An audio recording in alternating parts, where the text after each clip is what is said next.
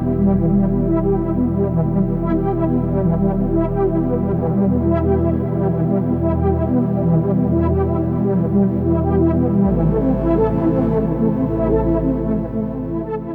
what's up? This is the Apos Gremlin. This is one of the more popular tube amps that have come out in the past few years, actually.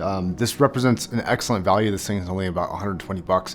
A lot of people liked it. When it came out, one of the biggest requests was to make a balanced DAC for it because it's a balanced amplifier. And they just dropped the Merlin, which is available for pre-order. And in the process of making a balanced DAC for the Gremlin, they actually happened to make one of the best value balanced DACs that currently exists, which is pretty cool.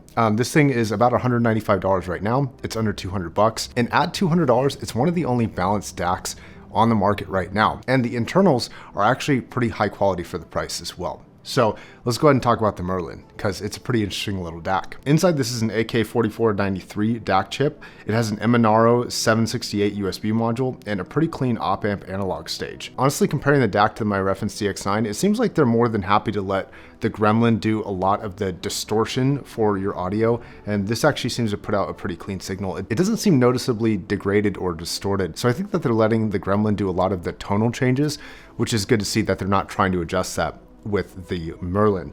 The reason why this is a benefit is because if you have a Gremlin, you can run the Gremlin, but you can also run RCAs or XLRs out to like a solid state amp and still get a really pure sounding experience with the Merlin DAC. Quite frankly, I think that this is actually a really good move, and probably the correct one is having a clean DAC interface with a more distorted interface when you get to whatever amp you choose to use. And of course, you don't have to use the Gremlin. This is just kind of what the stack is built for. There's also this little stacker component in here, which is an additional 15 bucks, which is kind of high for a piece of semi-clear plastic.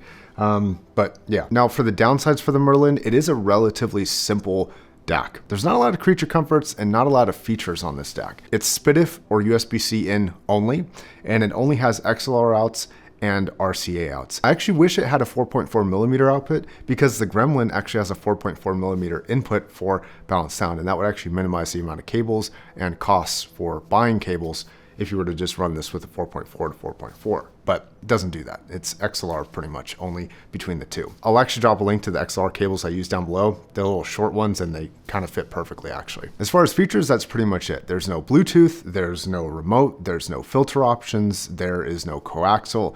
And so as far as a $200 DAC, it's actually pretty limited on features, but the vast majority of DACs at $200 and below are almost all single-ended with only a few that are actually XLR, and the ones that are XLR are also typically pretty limited in features, or they don't have as good as internal specifications as this. So in a weird way, it's sort of in this middle ground where it's offering some features that a lot of DACs don't have, but it also doesn't have a lot of features that other DACs do have. The build, if I'm being honest, I think visually looks pretty cool and it's very unique with this kind of open skeletal profile, but they do use these plexiglass plates, which allow for the look to exist. I just don't have a high degree of faith that these are going to last a really long time, and plexiglass historically scratches pretty easy and it shows dust and whatnot, but at the same time it also stances itself as being a little bit more unique than your typical kind of box DAC. Now, to buy this DAC not including cables is about 335 bucks, and for that price I think the performance here is actually pretty good. The Gremlin is a really good tube amplifier. The problem with it is that it requires XLR. It has no single-ended inputs like RCA at all. So you need a balanced DAC to run it.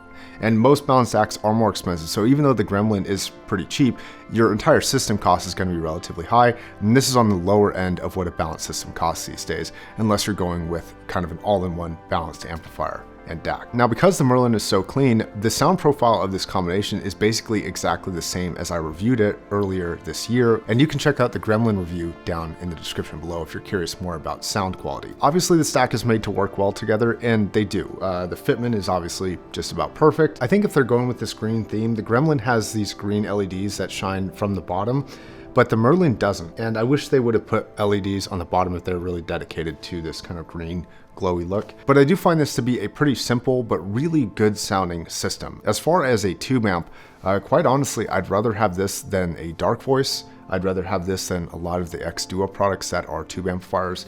I find this to be actually a really wonderful tube amp, and most of the heavy lifting for sound is honestly coming from the amplifier, but having a budget balanced stack to be able to actually run this is a really good option. It seems like balance systems like this are slowly coming down in price. I think one day we'll get to about the same price as single-ended, maybe with a little bit of a premium, but it shouldn't be as much as it is now, I don't think. Now I actually have a little triple stack version here that I call the fun stack because it's all about listening fun, and that's going to be with a niche piety, which I also just reviewed. You can run the RCAs out of the Merlin into the piety and the XLRs into the Gremlin, and you'll get a headphone system that is just made just purely for awesome sound and just a lot of fun. I found that a really good headphone for this was actually the AR5000. The AR5000 has some really good properties like good sound staging already, excellent bass response, and it's a dynamic driver headphone, so both of these can run it. The Gremlin can run a decent amount of planars, but I find that if you're really looking to run planars and get a tube-like sound, I think that the Piety does a much better job. But as far as dynamic headphones, these two go back and forth for their benefits for sound quality. The Gremlin is really warm through the midtones and provides this excellent sound staging width. It's not a very clean sounding amp, but it does sound very like lush and warm and saturated for sound and rich through a lot of the tonality for every instrument and every voice. It's just a really good kind of general tube amp sound. Like we discussed in the Piety review, this is a little bit different and it definitely benefits to run planars on this versus this. You're going to get a lot more kind of sub-bass kick. That's one of the benefits of the solid state design that the tube amp design can't quite do. So the Piety will run pretty much any planar you've got, and the Merlin can run pretty much any dynamic headphone that you have. And the two combined is just really fun to go back and forth with. I actually ended up just using a adapter for the 1/4 inch to XLR, so I could use the same headphones with the same XLR cable. And yeah, definitely not for measurement chasers and not for people who prefer a super pure and clean solid state sound. But if you're in this for fun, I think this is one of the more fun stacks I've listened to. It's just a lot of fun, really good tones that are coming out of this. I think stacks like this are just enjoyable to listen to, and they kind of remind me that the reason why we should all be into this is for the fun of things and not necessarily for the measurement or spec performance. So the Merlin for me is actually a surprise hit. The obvious thing here though, the one downside is that if you just need a DAC and don't have a balance only amplifier, you don't need to buy a balanced DAC. Really the only time when you need to upgrade to a balanced DAC is if you have a balanced amplifier, specifically one that absolutely requires a balanced input, even though a lot of amps that are balanced also accept RCAs. So you don't have to spend this much to get fun sound, you don't have to spend this much to get good sound. But as far as fitting the requirements of a good balanced DAC at this price, this is actually doing a pretty good job at standing out. So I'm pretty impressed. Now I want to thank Apos for sending this out. I'm not being paid or asked to say anything good or bad, but there are affiliate links down below if you do want to use those. I do get a small commission at no additional cost to you, but don't feel obligated and definitely do your own research. Thanks a lot. See you next time. Peace.